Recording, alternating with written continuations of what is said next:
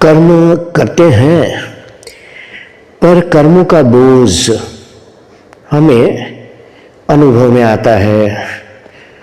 बोझपूर्ण कर्म लगते हैं, कभी कभी हम थक जाते हैं। कर्म करते हुए हम विचलित हो जाते हैं। तो इसका जो उपाय होता है, भगवद गीता जो है आपको कर्म करने का कौशल सिखाती है। तो सुनिए, सर्वकर्माणि मनसा संन्यस्यास्ते सुखम वशी। ये सूत्र है। वशी उसे कहते हैं जो आत्मवश हो, जिसका जीवन उसके अधीन हो, जिसकी इंद्रियां, मन, बुद्धि सब कुछ उसके अधिकार में हो। इसीलिए मनुस्मृति में मनु जी ने कहा है, स्ववशात स्वाधीनता सुख है और पराधीनता परवशता दुख है। सर्वम परवशम दुखम सर्वात्मात्म वशम सुखम। तो मनुष्य को वशी रहना चाहिए। वशी शब्द का अर्थ स्वतंत्र है। अपने मन को, अपनी इंद्रियों को, अपने जीवन को वश में रखकर चलना चाहिए। यदि कहो कि कर्मों का क्या करें, तो इसका उत्तर है कि मनसा संन्यस्तम, अर्थात मन से सब छूटा हुआ और देखने में सब हो रहा है।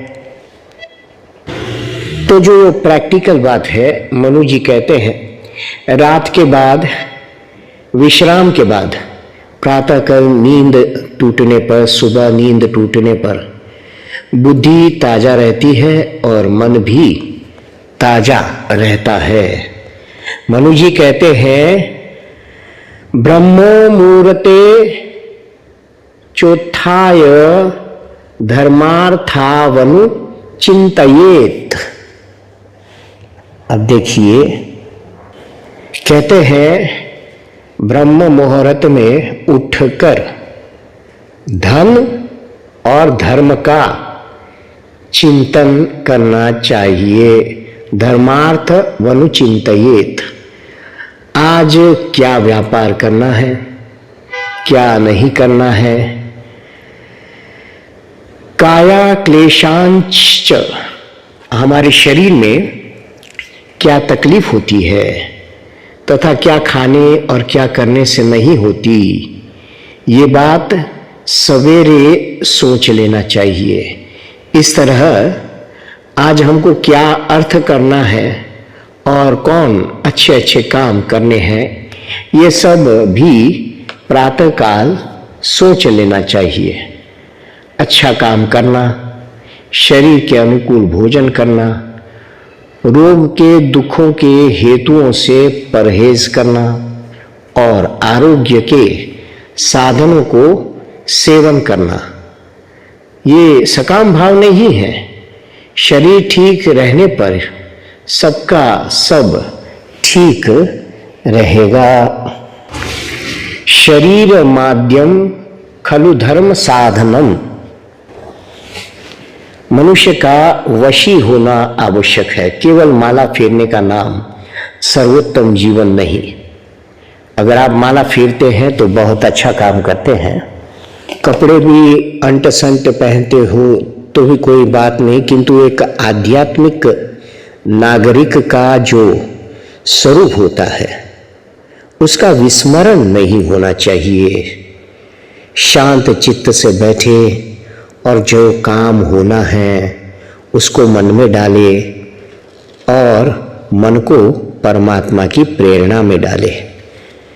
इसका मतलब है कि कर्तव्य को मन को परमात्मा में न्यस्त कर दे। परमात्मा की धरोहर समझ के रखना है। जैसे कबीरदास जी कहते हैं, दास कबीर जतन सो ओढ़ी ज्यों की त्यों धर दीनी चदरिया। तो साथ ही साथ इसका मतलब ये है कि जीवन का भार अपने ऊपर न लेकर जब परमात्मा पर छोड़ देंगे तो बहुत बढ़िया चलेगा और आपको संतोष होगा कि आपने अपना जीवन सख्त हाथों में समर्पित कर दिया है। अर्थात मन के साथ साथ अपने समग्र जीवन को परमात्मा में रख दो और मन से, संकल्प से जीवन के जो बोझ है उनसे अपने को छुड़ा लो। फिर जो सहज भाव से होता है ना, उसे होने दो। ये जो क्षर भार है, ये नाशवान वस्तुओं की पोटली, मरने मिटने वाली वस्तुओं का बोझ हम अपने सिर पर लाद कर चलते हैं। नहीं जी, ये जो वजन है, भार है, तो उस पर है जिसके हम सेवक हैं, दास है, और जो हमारा परमेश्वर है उसका वजन है भाई। एक होती है आध्यात्मिक दृष्टि, दूसरी अधिदैविक दृष्टि और तीसरी होती है अधिभौतिक दृष्टि। जो है प्रकृति भी आध्यात्मिक है, अधिभौतिक नहीं। साधारण लोग इस बात को नहीं जानते। परमेश्वर की शरण में होना अधिदैविक है और नित्य शुद्ध बुद्ध मुक्त आत्मदृष्टि से भाव विनिर्मुक्त हो जाना आध्यात्मिक है। प्रकृति बनावटी नहीं, सच्ची होनी चाहिए। हम लोग अपनी आदत बिगाड़कर काम करते हैं और कहते हैं कि यह तो हमारा नेचर है, प्रकृति है भाई। नेचर, बिगड़ी हुई आदत का नाम प्रकृति नहीं होता, नेचर। शारीरिक नाम प्रकृति नहीं, इंद्रियों का नाम प्रकृति नहीं, ये तो प्रकृति के विकार है। मन का नाम भी प्रकृति नहीं, ये भी प्रकृति का विकार है। प्रकृति माने जगत का सहज अवस्थान, जो अंतःकरण से भी सूक्ष्म है। उसको आध्यात्मिक नहीं कहेंगे तो अधिभौतिक कैसे कहेंगे? प्रकृति तो शरीर के मूल कारण रूप में जहाँ ईश्वर है वहाँ साक्षी है। प्रकृति से जो कर्म होता है वह सहज है और ईश्वर से जो कर्म होता है वो हमारे लिए वरदान है। जो कर्म अपने सहज स्वरूप में है उसका तो कोई बोझ ही नहीं। मनसा संन्यस्य का अर्थ है कि पहले इसको आप समझ लीजिए और इससे परे होकर खूब आनंद से रहिए। दुनिया में दुख कहीं नहीं। जितने दुख प्रतीत होते हैं सब अपने मन के बनाए हुए हैं। अपने कई चीज ऐसी पकड़ रखी है जो आपको दुख दे रही है। गरीब लोग सोचते हैं कि इतना पैदा हो तब हम सुखी होंगे, हमको ऐसा ऐसा खाना मिले तब हम सुखी होंगे। हम दुख के समाचार अखबार में पढ़ते हैं, लोगों से सुनते हैं और कभी कभी वो हमारे मन में भी आ जाता है। लेकिन जब हम गंभीरता से विचार करते हैं तब देखते हैं कि दुख कितना निराधार है। बहुधा लोग रोते हैं कि हमें खाने को ठीक नहीं मिलता और भाई खाते नहीं तो जीवन कैसे हो? नहीं महाराज, पहले गेहूं की रोटी खाते थे, अब बाजरे की रोटी खानी पड़ती है। इसी तरह कईयों को ये दुख होता है कि हम टेरिकॉट पहनना चाहते हैं और पहनने को गाढ़ा मिल रहा है।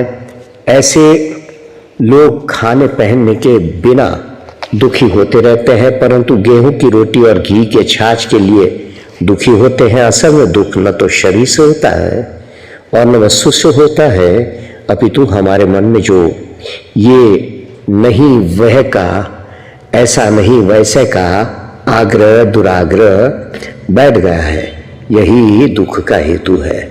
हमने स्वयं दुख को अपने पास बुला लिया और सुख को अपने से बहुत दूर कर दिया। सुख दुख की जो कल्पना है वो हमारी ही पैदा की हुई है, वृंदावन में हमारे पास एक पंडित जी थे, पुस्तकालय की देखभाल किया करते थे। नाम था पंडित तुलसी राम जी। उनको उन दिनों 30 रुपये मिला करते थे, उसी में वे अपना और अपनी पुत्र वधू का गुजारा करते थे। साग कभी नहीं बनाते थे। जिस दिन चावल बनता उस दिन रोटी नहीं, और जिस दिन रोटी बनती उस दिन चावल नहीं। खिचड़ी या दाल पकाते तो उसी में आटे को गोल गोल करके डाल देते और मौज से खा लेते। लेकिन जब हम कभी उनको 2 आलू या 2 टमाटर दे देते, वे खुशी से नाचने लगते और कहते कि आज भगवान की कितनी कृपा है कि आज हम दाल में टमाटर या आलू डालकर भोजन बनाएंगे।